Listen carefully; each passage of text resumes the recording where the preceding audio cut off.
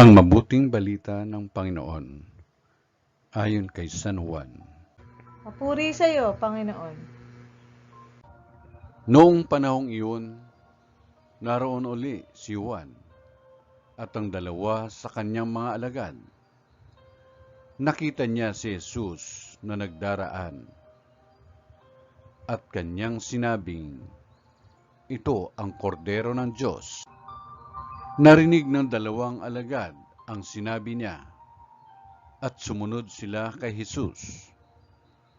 Lumingon si Jesus at nang makitang sumusunod sila ay kanyang tinanong, "Ano ang hinahanap ninyo?" Sumagot sila, "Saan po kayo nakatira, Rabi?" Ang kahulugan ng salitang ito'y guro.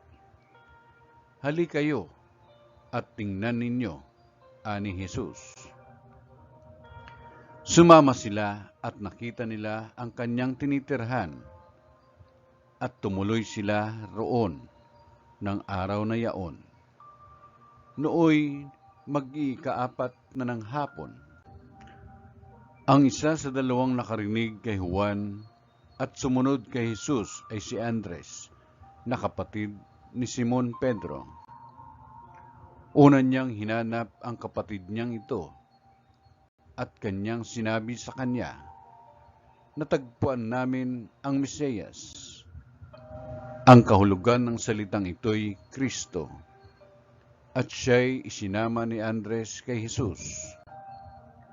Tiningnan ni Jesus si Simon at sinabi sa kanya, "Ikaw si Simon, na anak ni Juan.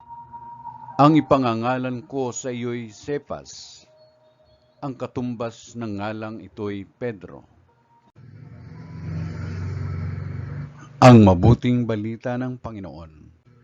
Pinupuri ka namin, Panginoong Kristo.